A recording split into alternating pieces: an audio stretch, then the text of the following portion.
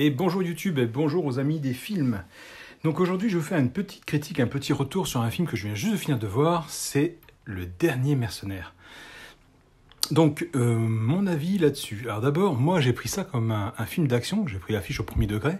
J'avais pas fait attention que sur cette affiche il y avait effectivement Éric Judor juste ici et Alban Ivanov ici. Donc j'aurais dû me douter qu'effectivement c'était pas un film d'action pur et dur à la Van Damme comme je m'y attendais, mais un film totalement différent et totalement déjanté.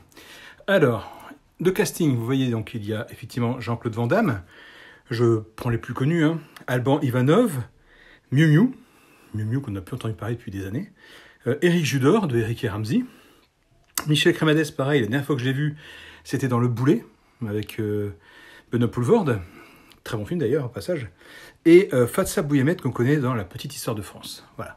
Donc ce film-là, je viens de le regarder, et franchement, je me suis ennuyé, mais je me suis ennuyé. Qu'est-ce que je peux vous dire dessus? Déjà, Van Damme fait du Van Damme, donc il parle en français, et quelquefois, vous avez des petits passages en anglais, comme il a l'habitude de faire, be aware. Je voulais aussi vous montrer autre chose. Je vous mettrai une petite photo maintenant, ici, tac, voilà, pour vous montrer que Van Damme fait du Van Damme, même dans ses films. Moi, personnellement, ce film, qu'est-ce que j'en pense? Pas du bien, voilà. Je me suis ennuyé, il m'a semblé durer, mais 3 heures. Infinissable.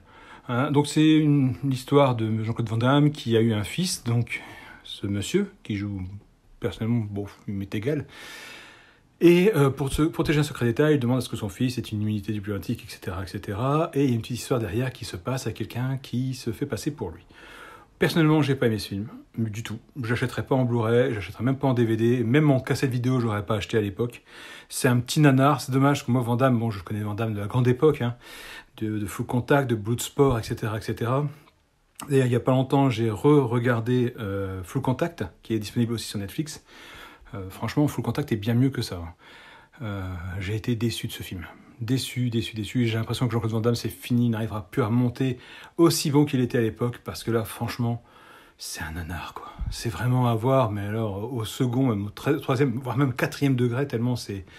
Ils ont voulu faire un film d'action marrant, avec une petite touche d'Eric et Ramsey sans Ramsey. Alban Ivanov, que j'adore dans La Petite Histoire de France, j'adore ce mec, j'ai vu son one-man show et tout, il est excellent. Là, franchement, je me suis ennuyé, quoi. Voilà, donc vous me direz si vous voulez le regarder quand même, si vous l'avez vu, ce que vous en avez pensé. Moi, je pars du principe que c'est vraiment pas du grand Van Damme. Je vous le déconseille totalement. Voilà, c'était mon petit avis, mon petit retour. Apparemment, il est quand même assez bien regardé, parce que je crois qu'il est 10e sur la liste des films les plus regardés sur Netflix France à ce jour. Donc aujourd'hui, on est le samedi 31 juillet, et il est 16h56 quand je fais cette vidéo. Moi, personnellement, je vous le déconseille maintenant. Vous êtes des grands, vous savez ce que vous devez faire. Vous me direz si vous l'avez vu ou pas, et ce que vous en avez pensé. Moi, je l'ai vu une fois, et je suis bien content de l'avoir vu sans ma femme et sans mes enfants, parce qu'à mon avis, ils se seraient bien ennuyés. Voilà, écoutez, c'est tout ce que je voulais vous dire. Ne perdez pas votre temps, gagnez 1h30 de votre vie à regarder autre chose. Regardez plutôt Jolt, par exemple, sur Amazon Prime Video.